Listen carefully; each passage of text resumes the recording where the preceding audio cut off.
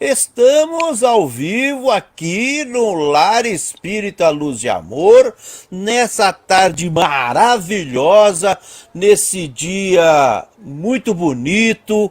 Estamos hoje aqui numa oportunidade muito boa para falarmos sobre um assunto muito importante. O assunto que nós temos para falar é família. E para que nós possamos tratar desse assunto com um carinho muito especial, hoje trazemos aqui para nosso deleite, para a nossa alegria, o nosso glorioso Manolo Quesada! Ai, ai, Manolo, ai! muito obrigado por aceitar o nosso convite. Obrigado Nossa a noite será você. memorável e é com você, Manolo. Tá bom. Obrigado, Fernando. Obrigado a todos os amigos aí do Lela, Lar Espírita Luz e Amor, pelo carinho, pela alegria com que nos convidam para que nós possamos fazer essas lives. Obrigadão, viu, Fernando? Uma alegria estarmos juntos. Ótimo, nós que agradecemos. Então tá bom. Bora lá? Bora lá! Então, bota aí o primeiro slide, querido amigo, para falar do nome disso aí. Aê, família, ontem, hoje e sempre. Amigas e amigos do Lar Espírita, Luz e Amor, boa noite. Que a paz do Mestre Jesus nos envolva, nos ampare, nos ilumine. E antes de continuarmos, vamos agradecer pelo carinho com que todos nos recebem, pela alegria de estarmos juntos, pelo benefício que nos são oferecidos pelos meios de comunicação que estão à nossa disposição no dia de hoje. E hoje o nosso tema é esse, família, ontem, hoje e sempre. E nós vamos para o slide que pergunta se será contrário à lei da natureza o casamento, isto é, a união permanente de dois seres. E os espíritos vão falar para o Kardec que é um progresso na marcha da humanidade. Está na questão 695. Então, a gente vê que ficar casado não tem nada de errado, né? Não tem nada de errado, não. E é fundamental que nós tenhamos isso em mente, porque nós éramos polígamos há um tempo atrás, e chegar na monogamia foi um trabalho muito grande, um trabalho até de crescimento espiritual, um trabalho de responsabilidade, um trabalho que nós tivemos de entender que juntos nós não conseguimos realizar muita coisa, né? Realmente nós precisamos de tudo. Isso daí nós precisamos ainda perceber o que é a família. Por quê? No casamento, a família aparece. Agora, isso é século XIX, e hoje nós sabemos que a família tem algumas características diferentes, né? Então, de maneira geral, o Fernando vai botar o próximo slide, que é para dizer o que é família, né? E família é isso, ó, conjunto de ascendentes, descendentes, colaterais e afins de uma linhagem. Pessoas do mesmo sangue que vivem ou não em comum. O pai, a mãe e os filhos. Isso é importante que a gente tenha, porque, particularmente nas definições que nós temos de família de hoje, nós vemos tudo isso daqui. Estejam casados no papel, estejam casados na igreja, ou enfim, não estejam casados, simplesmente estejam morando juntos. Isso daqui é o básico de família. Ascendentes, os que vieram antes da gente, descendentes, os que são depois, os colaterais, tios, primos, todas essas coisas, e afins. Afins entre um monte de gente, entre cunhado, entre a sogra.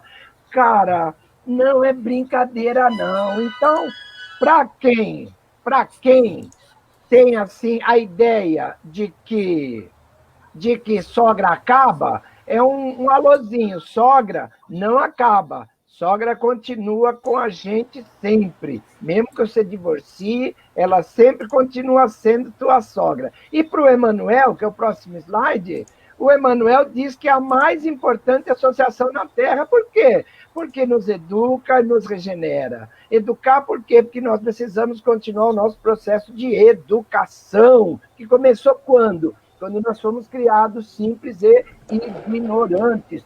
E nós vamos educando o espírito que somos e vamos, ao mesmo tempo, nos regenerando, fazendo de novo. Aquela história lá do homem velho e do homem novo, a cada reencarnação nós temos essa oportunidade fantástica que Deus nos oferece de fazermos diferente. Então, essa educação e regeneração acontece na família. E essa família vai formar um lar, que é diferente de uma construção. Por exemplo, construção, você compra cimento, você compra tijolo, você compra bloco, você compra tijolinho, você compra baianão, você compra pedra, você compra pedrisco, você compra areia da grossa, da fina e levanta a casa em 6 meses. Beleza, tranquilex. Tendo dinheiro, é claro. Agora, em época de pandemia, já é mais difícil, né? Todo mundo duro, mas tá aí, o Santander está com 6,9 de taxa, tá maravilha, tá beleza, né? Mas o mais importante é que é na família que nós vamos formar um lar. E o lar é a organização divina. Quem teve um lar? Jesus! Ah, Manolo de Deus! Não, deixa eu beber água. Eu gritei muito na hora do pênalti.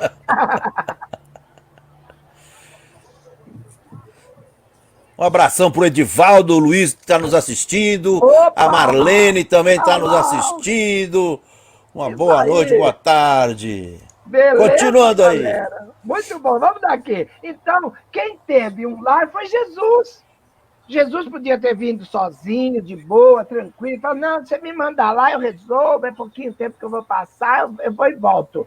Não, por quê? Porque ele precisava nos mostrar o quanto é importante para a humanidade essa história de que nós precisamos ter um lar, um lugar onde nós possamos fazer tudo aquilo. Ok, meninos e meninas? E nós vamos começar do começo. Vai daí, Fernando! Próximo, começo, como é que é? Próximo slide. Isso aí, olha lá, viu? Começo. Como é que começa isso? Quer ver? Ó, família patriarcal, ó. Família patriarcal, todo esse monte de gente. É o que... Como é que fala? É o que existia. É o que existia naqueles tempos mais antigos, um patriarca. E aqui, o patriarca está aqui, ó, esse aqui, tá vendo? Ó, esse danadinho aqui, acho que eu não consigo mexer ali. Mas ele está aí, ó, toda a família dele. Quem era essa família patriarcal? Extenso grupo composto pelo núcleo conjugal e sua prole legítima. Só dá um toquinho aí para o pessoal ver, Fernando. Parentes, afilhados, agregados, escravos, tudo isso é essa família patriarcal. E tem mais, ó, quer ver? Passa para o outro para a gente ver. Concubinas, bastardo, e todo esse povo estava na Casa Grande ou na senzala. Por quê? Porque o patriarca tinha, assim, um poder total com tudo e com todos. Ele era o dono do dinheiro, ele era o dono da terra, ele tinha escravos e, principalmente, ele tinha o mando político. Isso nós vemos ainda hoje. Vai lá para o Nordeste para ver como é que funciona a coisa. Se ligou? Então, ele tinha tudo isso de acordo com o quê? Com o dinheiro e com as posses que ele tinha, né? Depois, quem nos fala disso daí é o Gilberto Freire. Para ver a carinha do Gilberto Freire aí, Fernandinho, ó. Olha lá. O Gilberto Freire é recifense, nascido no dia 15 de março de 1900, e ele desencarnou em 18 de julho de 87, é bem contemporâneo nosso. Ele escreveu um livro chamado Casagrande e Senzala, que vocês estão vendo aí na fotinho menor. É um romance sobre o século XVIII, XIX, onde ele trata desse entrelaçamento da família, mostrando exatamente a família brasileira, particularmente no Norte e Nordeste, como é que ela foi formada, como é que ela foi estruturada dentro desse patriarcado. colocado. E depois disso, nós temos as mudanças. Se liga, Fernandinho, olha lá! Ah, Manolo, ó as mudanças onde começaram, ó, aí sim, Marlon Brando, ô Marlon, mas é 1950, anos 1950, Marlon Brando, um cara bonitão, Marlon Brando fez inclusive o Poderoso Chefão, Dom Vito Corleone, trabalhou no Apocalipse Now, é um cara que se estendeu assim por todo o século XX, né? E aí nós tivemos também o James Dean, que personificou a juventude da época, aquela juventude transviada, que personificou o herói de motocicleta. Mas a grande mudança mesmo veio com quem? Com Elvis Presley. Ah, Manolo! Aê, Fernandinho! O Elvis Presley foi um cara que juntou tudo que a indústria fonográfica e a indústria cinematográfica precisava. Eles precisavam de alguém que cantasse como um negro e que tivesse uma aparência bonita, né? O pensamento daquela época. O Elvis atendeu a tudo isso, um cantor com um vozeirão como os cantores negros sempre têm, e com aparência que despertasse o interesse das gravadoras. Aí foi um sucesso total, foi uma loucura total, foi um verdadeiro assim, escândalo quando esse homem começou a dançar lá no programa do Ed Sullivan, que só fotografaram ele da cintura para cima e não da cintura para baixo, porque o cara se mexia tanto que o pessoal pensou que era imoral. A partir daí, e também depois, quando chegou o maio de 68, próximo slide, Fernando, onde nós temos uma mudança importantíssima, que foi o quê? A mudança da conquista dos nossos direitos, né? Então, foi uma época de liberdade, onde nós mostramos que nós não queríamos mais viver como vivíamos nos anos 1950. E depois disso, nós tivemos essa maravilha que é o Woodstock, que está no próximo slide. Olha lá, o Woodstock, de 15 a 17 de agosto de 1969, é o que estava lá. Joan Baez, Joe Cocker, Carlos Santana, Jimi Hendrix e Janis Joplin. Daqui temos vivos ainda Joan Baez e o Carlos Santana. O Carlos Santana gravou um disco há pouco tempo, junto até com o Skank, uma sucessão, quer dizer, ele só toca, né? Ele não canta nada. Então ele chamou gente para cantar e tocando a guitarra dele de uma maneira impressionante. O Woodstock marcou para a nossa geração uma mudança que até hoje tem reflexos em todo o mundo. Por quê? Não dá mais para entender a mulher sendo colocada menor que o homem. Em Woodstock, a partir dos anos 1960, elas começaram realmente a perceber que têm direitos, que podem escolher, que fazem com o corpo delas o que elas quiserem, que não tem esse papo, eu não sou de ninguém, eu sou de quem eu quero, que é o que nós estamos vendo hoje, uma liberdade, mais que uma liberdade, uma consciência do que as pessoas são, porque é isso que nós temos que entender. Cada pessoa é uma pessoa, e nós todos somos iguais perante a sociedade, somos iguais perante Deus, e principalmente somos iguais no que nós queremos para nós. Então, o que eu quero para mim é meu, não quero saber se você gosta ou não, eu não estou fazendo mal para ninguém, a gente vai em frente. Então, o Woodstock realmente mexeu com todo o cenário mundial. Ok, Fernando? Vamos lá. E nos anos 1970, nós tivemos o Ano Internacional da Mulher, que tivemos também o Congresso Internacional da Mulher, que foi realizado entre México e Brasil. Uma coisa importantíssima que nós tivemos foi o Movimento Feminino pela Anistia, em 1975. Tivemos um caso emblemático nessa liberação das mulheres para a sua própria liberdade, para ser o ser feminino. Nós tivemos o SOS Mulher, que é o caso Ângela Diniz, que era a Pantera de Minas, que foi em 1976. O Doc Street a assassinou, foi inocentado num primeiro julgamento e depois o caso foi reaberto e ele foi condenado num júri popular, satisfazendo assim os clamores e os desejos da sociedade de então.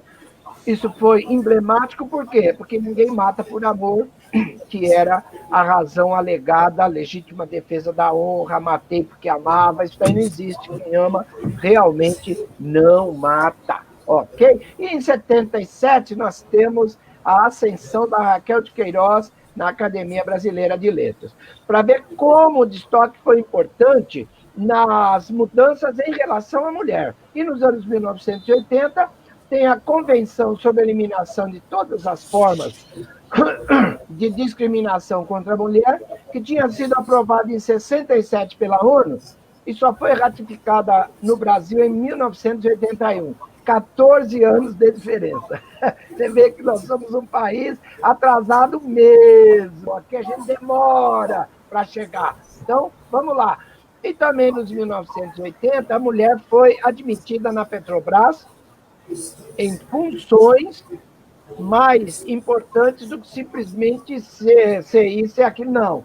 Elas foram para o front, contrataram engenheiras, contrataram pessoal da área de prospecção, realmente, e não só o pessoal administrativo. O Fórum Feminista é de 1985 e o Conselho Nacional dos Direitos da Mulher é de 1985. E aqui nós temos como era a mulher antes das mudanças. Põe aí para a gente ver. Flavinho, eu não sei se tem som, mas se não tiver som, vai aí. Pode soltar o próximo. Olha ela. Tá escutando a música da Amélia? Aê, viu? Isso é o que o homem pensava da mulher antes das mudanças. A Amélia é do Ataúfo Alves e do Mário Lago, e aí está sendo cantado pelo Demônios da Garoa. Só que não dá para ficar assim, né, bem? Você acha que dá? Olha, agora a mulher, depois das mudanças. Vai, Flavinho! Aí, viu? Ai. É o show das poderosas, não sei se passou o som pro povo, mas é o show das poderosas da Larissa Machado, que é nada mais, nada menos que a Anitta, e que também está cantando. Então, nós vemos que a posição da mulher é importante demais para as mudanças que aconteceram na nossa família. E nós vamos ver a família agora, nos dias de hoje. Vamos na caixa, Flavinho! Flavinho, quantos minutos tem aí para eu me... Vai tranquilo aí. Pode tranquilo. Eu vou rolando os slides aqui, tá bom? Beleza? Nos dias Perfeito. de hoje, nós temos algumas mudanças. Ó. Aquele pessoal que falava que a família ia acabar, que o Woodstock era isso, que o Elvis não tinha nada a ver, que é lugar de mulher em casa, fique tranquilo, porque tudo isso continua. Ó, a família nuclear continua. Não acabou nada. Não acabou nada. A família nuclear está aí, ó. Papai, mamãe e 3 filhinhos. Isso mudou. Isso aí mudou. Família hoje com 3 filhos, nossa! O pessoal fala, nossa, onde você está com a cabeça, meu? O que é isso? Como é que você faz isso? 3 filhos, que loucura! Então hoje, a média é 1 filho e pouco por casal, a média. Né? Tem gente que tem 1, tem gente que tem 2, mas fica numa média assim como é que fala? De 1 e pouquinho. Então a gente vê, né, que realmente a família não está perdida. O que está é modificada, é transformada. E junto com essa família nuclear, que continua ativa, que continua na minha casa, continua na casa da maioria das pessoas que estão aqui, tem também uma outra família, que é o quê? A família monoparental. Olha lá, aí, Flavinho, Flavinho, está da hora, mano, adorei isso aí. Aí a família monoparental. Mas de onde veio essa família? Essa família vem de lá dos anos 1960. Por quê? Porque a mulher compreendeu que ela não precisava de parceiro para satisfazer o desejo de ser mãe. Não precisava. Ela podia fazer o que naquela época se chamava de produção independente. Então, ela queria ter um filho, ela escolhia quem ela queria e ia ter o filho que ela quisesse. E ainda falava, o filho não é teu, o filho é meu. A tua participação foi só para o fornecimento do espermatozoide necessário. Mais nada. Vaza! Hoje está mais fácil ainda. Por quê? Porque hoje nós temos os bancos de sêmen, temos inseminação artificial, e hoje nem precisa do contato com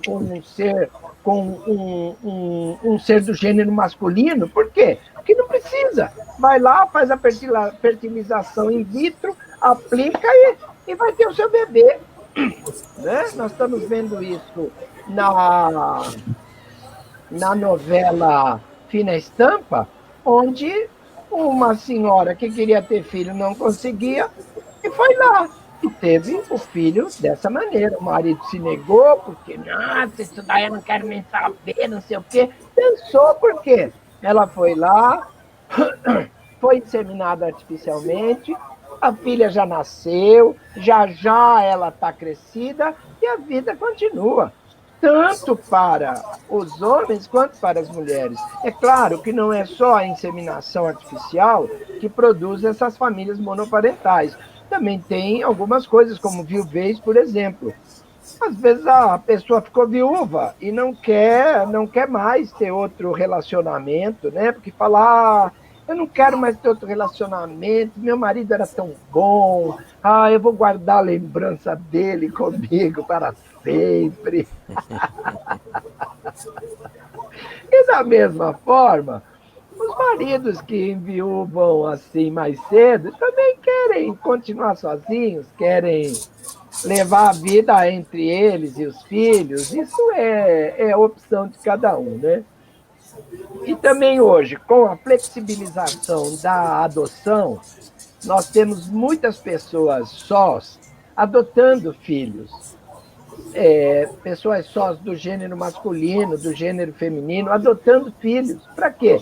Para suprir as necessidades que a pessoa tem de oferecer amor, para oferecer oportunidade para uma outra pessoa, enfim, tem N motivos que nos fazem adotar filhos. E hoje, com essa flexibilização, nós podemos ver que existem muitas famílias monoparentais que não foram casados, que não tiveram nada disso, simplesmente adotaram os filhos e são reconhecidas como família, assim como qualquer outro tipo de família, ok?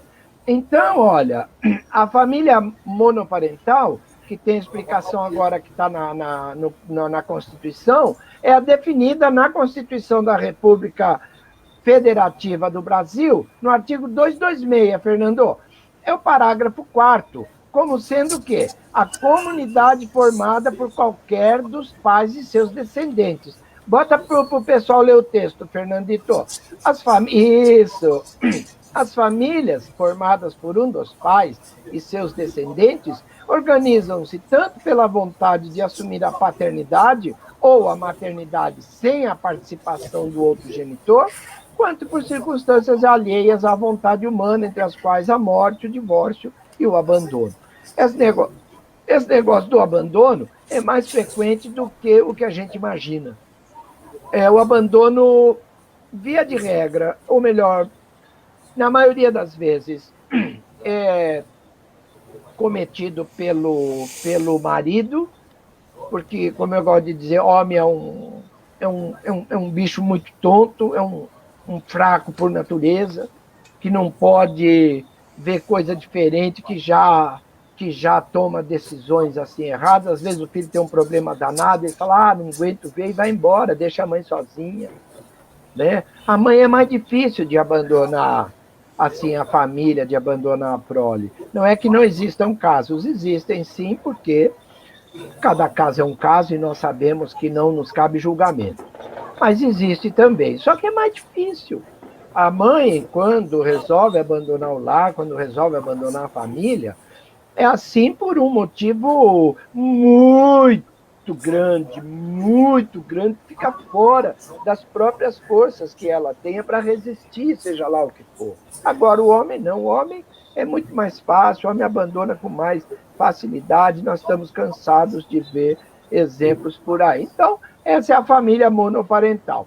E aqui vai entrar agora, Flávio, as uniões homoafetivas. Olha que interessante.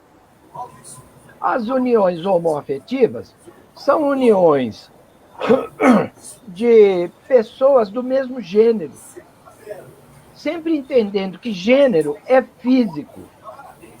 Mas para nós espíritas, cabe uma explicação que vai aparecer daqui a pouco, que o gênero é físico, mas a sexualidade é do espírito. Então, para nós espíritas, fica muito complicado esse negócio da gente ser contra uma união homoafetiva. Por quê? Porque nós já temos conhecimento suficiente para entendermos essas situações, que são situações que criam famílias como quaisquer outras famílias, independente de serem 2 homens ou de serem 2 mulheres. Isso é o de menos. Por quê? Porque a diferença está no espírito que nós somos. E essas uniões homoafetivas, elas estão reconhecidas. Ó, a ministra Carmen Lúcia agora entra aí no próximo slide, Flávio, e ela diz, olha, se a República põe que o bem de todos tem que ser promovido sem preconceito e sem forma de discriminação, como se pode ter norma legal que conduza ao preconceito e violência? Aqueles que optam pela união homoafetiva não podem ser desigualados em suas vidas e seus direitos. Isso é importante que nós entendamos, sabe? Por quê? Porque a gente pensa que surgiu do nada. Não foi do nada. Foi por quê? Porque casais homossexuais sempre existiram. Sempre existiram. Eu lembro de casais homossexuais desde que eu tinha 5, 6 anos. E eu tenho hoje 68, mas não espalha. Faz favor, não espalha. Você ligou? Então, você vê, não é novidade nenhuma. O que acontece é que nós éramos muito mais hipócritas aos anos 1960. Então, o pessoal se juntava para viver junto e a família nunca mais falava com nenhum deles. Nossa, não, deixa para lá, vai embora, não queremos nem saber. Ah, onde é que está fulano? Ih, nem sei, viajou, né? Que dava um jeito de esconder o homossexual da família ou o casal homossexual da família.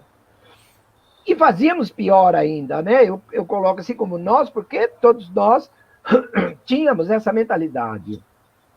Quando um dos dois morria, ou quando uma das duas morria, a primeira coisa que se fazia era jogar o remanescente para a rua, sem direito a nada. Por quê? Isso é uma coisa de louco, isso é uma, como é que fala? Isso é uma aberração, isso não é de Deus, né? Como o pessoal fala ainda hoje. Mas só que isso foi por um tempo, até que a conscientização das pessoas começou a ficar um pouquinho melhor e perceberam que era uma sociedade como outra qualquer. E numa sociedade, não importa qual seja ela, temos direitos e deveres. Então, quem se achou ferido nos seus direitos foi para onde? Foi para a justiça. Lutou pelos seus direitos e ganhou. Por quê? Porque é impossível não ganhar. A hora que você coloca isso na balança da justiça, você vai ver que realmente é justo.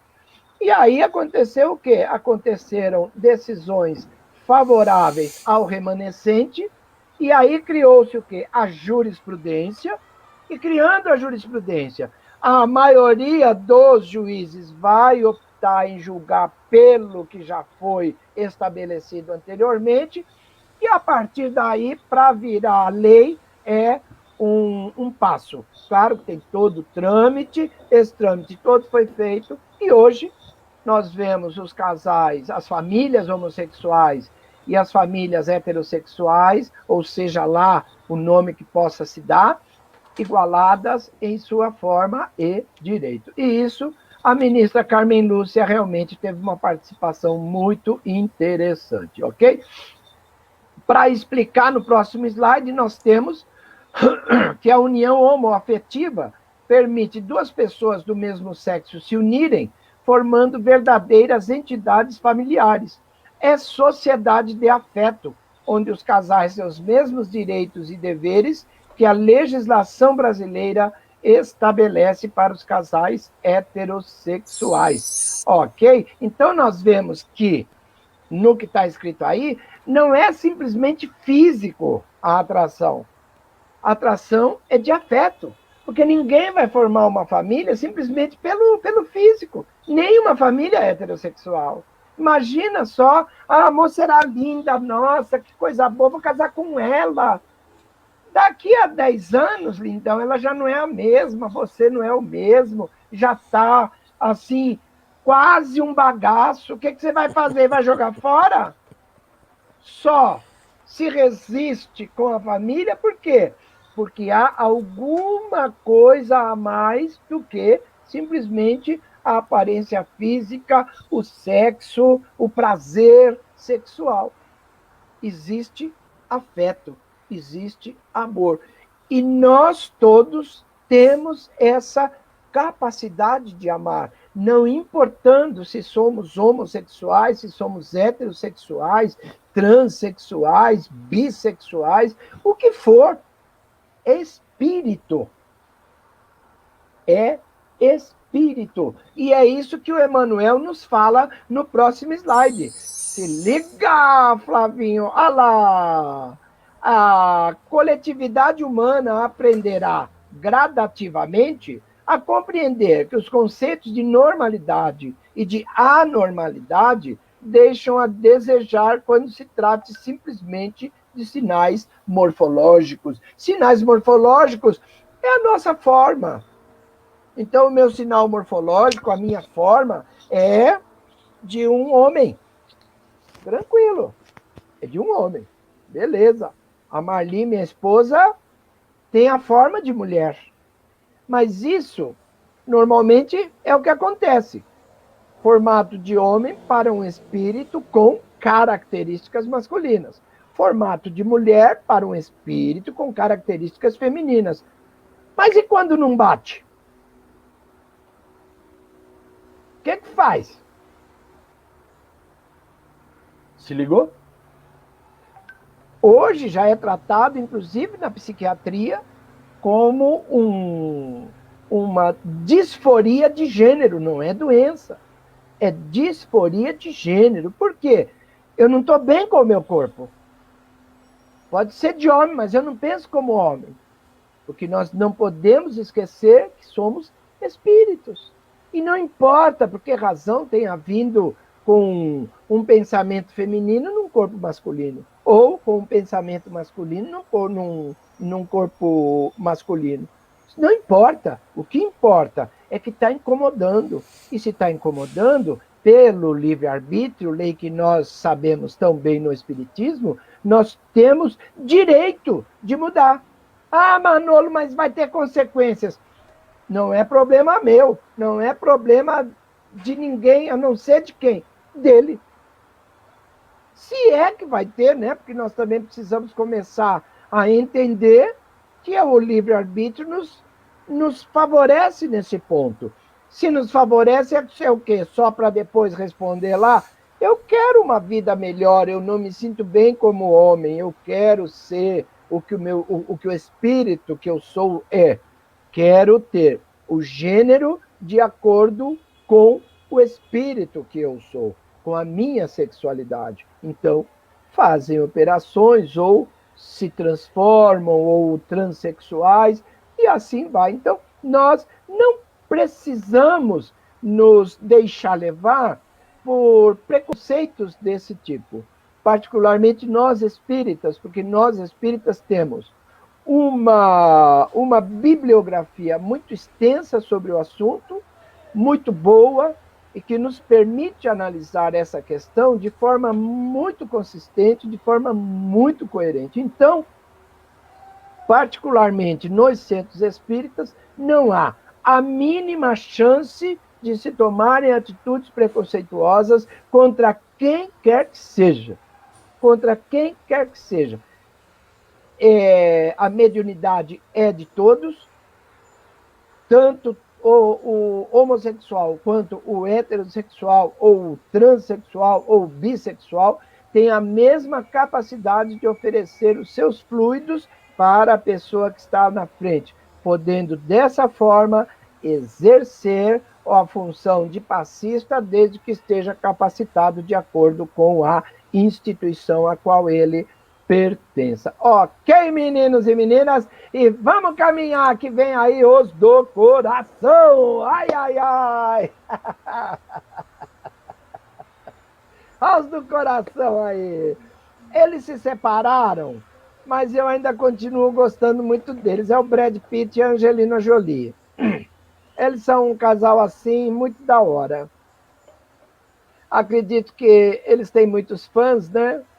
E que quando eles se separaram, eu nem acreditei, eu mesmo não acreditei. Eu falei, não é possível, isso é fake, isso é fake. Aí eu fui lá no boatos.org, que é um site que analisa tudo, que nos dá a certeza se é fake ou não, e realmente não era fake. E eu falei, poxa, eles eram tão da hora. Você imagina um casal que já tinha 3 filhos, saíram do seu conforto, saíram da sua fama, saíram do seu domicílio para ir buscar 3 espíritos que estavam em diversas partes do mundo, né? Nós temos um africano, temos um asiático e temos um outro que, se não me engano, é latino. Eles saíram para quê? Para buscar o que estava faltando na vida deles. Porque os do coração são isso, os que estão faltando na nossa vida. Não é caridade para com quem está sendo adotado, é caridade para quem está adotando. Isso. Se encontra nesse caminho uma forma de recuperar-se, provavelmente, de alguma coisa lá do passado, ou para se mostrar disposto a repartir o seu lar, a sua família já formada, com pessoas que não têm essa mesma sorte, ou essa mesma disposição, essa mesma atitude. Então, os do coração são, assim, muito importantes. Esse papo de adoção sempre deixa a gente um pouquinho assim mais emocionado, porque desde que eu entrei na Seara Bendita, que é a minha casa de trabalho, e uma das primeiras palestras que eu assisti foi justamente sobre adoção. Eu e a Marli, que fomos lá, e tinha um médico que falava sobre adoção assim como ninguém. Ele mesmo tinha vários adotados, e ele mesmo havia sido adotado por uma outra família. Então ele, pelo exemplo que recebeu do pai que ele teve, ele ofereceu essa oportunidade. Então, veja que é um ato de amor para quem? Para a gente. E para os que estão ao nosso lado. Então, e formam uma família como outra qualquer, né? Isso daí não tem a mínima diferença. São famílias, se são adotados ou não são adotados, isso pouco importa. São amados. E como são amados, formam uma família. E aqui uma coisa muito comum nos nossos dias, Flavinho, que é os meus, os teus, os nossos. Olha os caras aí, se liga! Ai, ai, ai! Eu e o Flávio, viu, Cláudio, que você é mais novo ainda, mas você é muito novinho, você está assim com, sei lá, 42, né, mais ou menos. Acertei, não acertei? Não. Obrigado, mas é bem mais. Pronto, beleza. Não, é bem mais, não é menos, é mais. O que a gente vê aqui são cenas de um filme que chama isso, os meus, os teus, os nossos. Aqui é a segunda versão. A primeira versão foi antiga, né? É a história o quê? Volta lá, Flavinho. Aqui, volta lá. Um antes. Deixa aí para falar um pouquinho do filme. Então, o que acontece? Era uma família, no caso do filme, eram viúvos, que se encontraram e que se amaram e que foram querer casar de novo. Então, namoraram, porque americano é assim, né? Americano é doido, assim, não gosta de deixar ninguém sozinho. Por quê? Porque não é natural, né? É a orientação, é a cultura americana disso, vem desde os peregrinos, né? Quando chegaram, que eram protestantes, né? Eram reformistas, e eles têm realmente isso. Então, não fica ninguém sozinho. Então, eles arrumam parceiros e essa parceria foi encontrada com um viúvo com 6 filhos e uma viúva com 6 filhos também. Deu o quê? 12 filhos. Ah, Manolo de Deus! Então você imagina o rebuliço, aquela briga toda, porque não vai ser minha mãe, porque não vai ser meu pai. Só sei que no fim todo mundo se ajeita. Por quê? Porque é da lei. Nós podemos e devemos ter realmente sempre segundas chances. No caso, eram viúvos, mas nos nossos casos, o que nós vemos particularmente nas escolas e grupos também, centros espíritas, são famílias realmente que dificilmente estão no primeiro casamento, com exceção dos mais velhos, né, como nós, como eu, por exemplo, mas a grande maioria numa escola pública ou mesmo numa escola privada, a grande maioria dos alunos são fruto de várias famílias que se separaram, que depois se montaram novamente e que hoje recebem o nome de famílias mosaico. Por quê? São pedacinhos de outras famílias que vão se juntando para fazer um novo quadro, para fazer uma nova felicidade para todos. Bota lá agora o texto, Flavinho, olha lá. Olha o que está escrito no Evangelho segundo o Espiritismo, no capítulo 22, item 4. Dia virá em que se perguntará se é mais humano, mais caridoso, mais moralizador reter entre si os seres que não podem viver juntos do que lhes conceder a liberdade. E se a perspectiva de uma cadeia indissolúvel não aumentará o número das uniões irregulares. Isso é século XIX. Hoje, nós não temos mais uniões irregulares. Eram as que tinha quando que no desquite, por exemplo, né, que nós vivemos aqui no Brasil, uma situação catastrófica, uma situação que não deixava ninguém bem com a vida. Por quê? Porque não podia casar de novo. A gente vê também nessa novela Eta Mundo Bom, que eu também assisto agora na reprise, não perco uma, é coisa da hora. O pessoal que se desquita e que não consegue exercer os seus direitos. Por quê? Porque não era casada. Quando viviam juntos, hoje todos nós temos direitos e deveres, né? Então, é claro que nós não somos a favor de que ninguém se separe. Por quê? Porque o bom é que a gente resolva os nossos compromissos, mas tem irmãos e tem irmãs que não conseguem, assim, superar diferenças de outras encarnações. Então, partem para a separação. E olha o que nos diz o André Luiz, que no próximo slide, Flávio, é o que ele fala. Compreendamos os irmãos que não puderem evitar o divórcio. O que é que ele nos pede? Ele nos pede que nós tenhamos compreensão, que é uma das características que o espírita, que nós espíritas, temos que ir conquistando na nossa vida. Por quê? Nós já sabemos tanta coisa, nós já colocamos tanto ensinamento dentro da nossa cachola, que não dá mais para ficar apontando o dedo para esse, apontando o dedo para aquele. Não dá.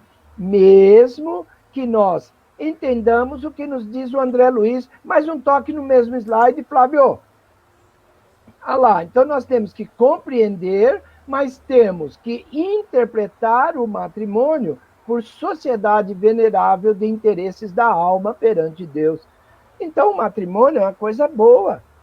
Por quê? Porque nos dá o ensejo, nos dá a oportunidade de resolvermos muitas vezes questões que ficaram lá atrás no tempo e que hoje surgiram de novo. Por quê? Porque crescemos espiritualmente, porque estamos mais aptos a resolver questões que não tínhamos condições de resolver há 100, 200 anos atrás, e que vem hoje. Então, o matrimônio, e aí hoje já se entende o matrimônio como irmos viver juntos, por exemplo, é também um matrimônio, um matrimônio pode ser de homem, de 2 homens, de 2 mulheres, ou seja lá da forma que for composta, e isso é matrimônio, isso é família, e esses interesses da alma são os interesses do espírito, porque alma é sempre sinônimo de espírito. Ok, meninos e meninas? E para fechar, Flavinho, agora aqui você vai ter que ir devagar, você vai ter que ir passo a passo, tá bom? Ok. Tá? Essa composição da família são dados de 2010. Os de 2020, que o IBGE está realizando agora o censo novamente, esse de 2020 não há nada assim que possa ser utilizado de maneira já racional, de maneira fechada, não. O que tem são algumas amostras e que não dá para a gente ter assim atitudes. Mas esses de 2010 estão muito bem, eles estão com números bem interessantes e a gente vai ver. Quer ver? Nós somos hoje cerca de 50, isso em 2010, né? Se nós colocarmos, hoje nós vamos chegar perto de uns 65 milhões de lares brasileiros, que multiplicado por 4 vai chegar nos 200 e poucos milhões que nós temos de habitantes, né? Então, olha, em 2010, nós éramos 57 milhões de lares brasileiros, sendo que, um toquinho só, viu, Flavinho? A família unipessoal, que são pessoas que vivem sozinhas, sejam homens ou sejam mulheres, eles constituíam 12,2% do total desses 57 milhões. Mais um, Flavinho. E a família nuclear, essa família que o pessoal tem medo que acabe, não vai acabar. Por quê? Porque é composta, ainda compõe 66,2% do universo desses 57 milhões de lares brasileiros. Então, nós vemos que o grito de entidades isso, entidades aquilo, preservação de moral, preservação disso, daquilo, não encontra eco quando a gente fala de número. Então, realmente, a família nuclear ainda é a grande maioria das famílias e vai continuar sendo por muitos e muitos séculos ainda, ok? No próximo, Flavinho, nós temos a família estendida, que é o quê? A família que tem o casal com filhos e outro parente. São 19% do total. E mulher com filhos e outros parentes também tem, eles formam 26,7% dos 19%. Casal sem filhos e outro parente, 10,9%. E outros tipos de família, 15,8%, e homem com filhos e outro parente, 3,6%. E casal com filhos e outro parente, 43% desses 19% da família estendida. E no próximo toque, nós vamos ver a família composta. A família composta que hoje está até avançou um bocadinho, que é o quê? É casal que tem filhos, moram juntos com não parentes. Né? Hoje nós temos muito intercâmbio, hoje esse número deve estar bem, um bocadinho maior do que esses 2,5%. Por quê? Porque vêm famílias de outros estados estudar em São Paulo, de São Paulo vão estudar em Santa Catarina, e isso tudo conta, pelo menos nesse período em que as pessoas estão morando na casa de amigos, morando na casa de outras pessoas, né? E desses 2,5%, nós temos casal com filhos e com não parentes, 30%, mulher com filhos e com não parentes, 15,8%, casal sem filhos com não parentes, 9,9%, e homem com filhos com não parentes, 3,5%. Você vê que homem é mole mesmo. Ó. Tanto na estendida quanto na composta, somos 3 pontos qualquer coisa de homem que encara a barra para segurar a família. A mulher normalmente segura a barra muito junta. E, por último, a responsabilidade pela família, e esse dado aqui é realmente compreensível pela forma como é feito o imposto de renda, os homens continuam como responsáveis por 61,3%, e as mulheres por 38,7%. Eu tenho a impressão que esse número vai ser uma grande surpresa quando forem apresentados os dados do censo de 2020. Então, por quê? Porque a diferença não está tão grande.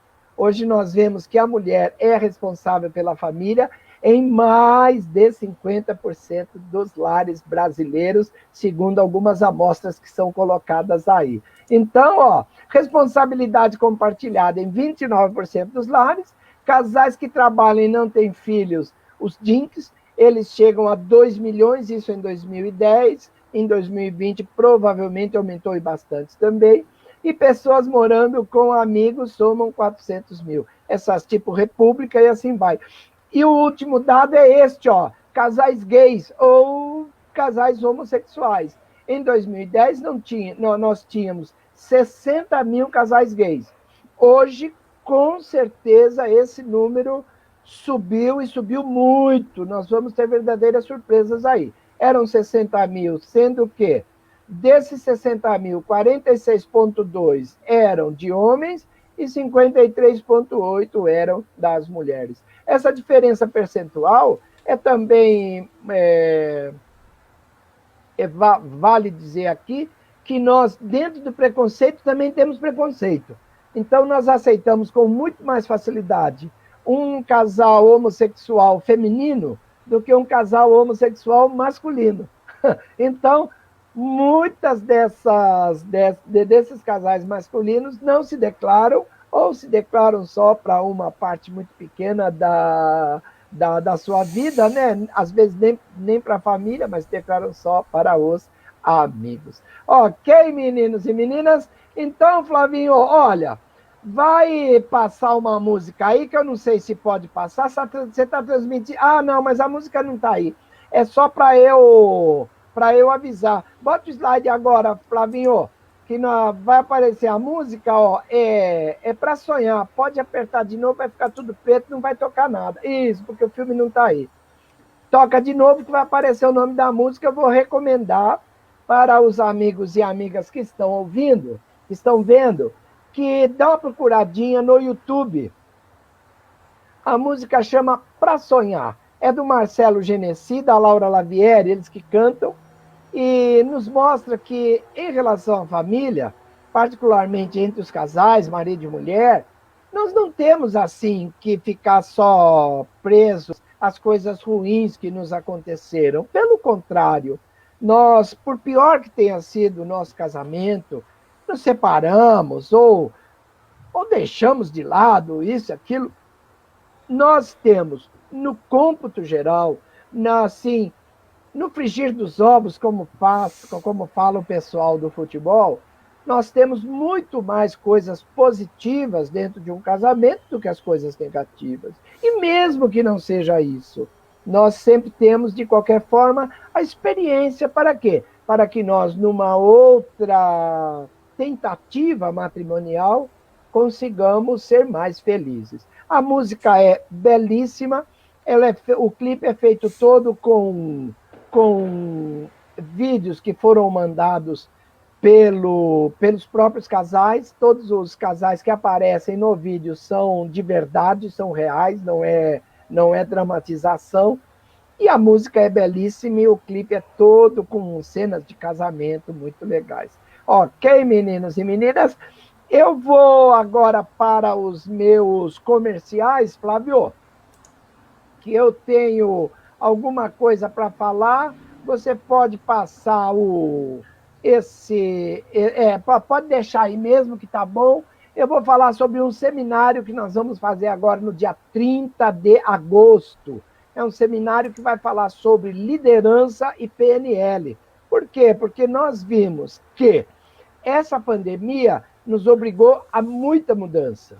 E as mudanças vão para sempre. Então, nós vamos dar um enfoque nessa liderança voltada para esses novos tempos que nós estamos vivendo. Não dá mais para liderar como no velho modelo. E a PNL, que é a programação neurolinguística, nos vai mostrar muita coisa que nós precisamos começar a olhar com outros olhos. E quem quiser se inscrever, Não é um seminário espírita, mas é um seminário baratinho. Pode ligar para mim no telefone 982843337, que se você der 2 toques vai aparecer aí. Flavinho, passa esses são os livros, vai subir e vai aparecer o telefone e o site do Manolo. Nesse telefone aqui, 982843337, é o meu zap, pode pedir as informações, pode fazer a sua inscrição e nós mandamos os dados para o depósito. E quem quiser comprar os meus livros, pode comprar no www.manoloquezada.com.br, que o nome está diferente, mas se colocar esse daqui também vai, manoloquezada.blogspot.com. Ok, meninos e meninas? Ai, obrigado a todos que estiveram conosco nesta noite, viu, Flávio, Cláudio, obrigado. Obrigado aos amigos do Lela, desculpem o pequeno atraso, mas sabe como é, o coração corintiano é assim, empolgadíssimo.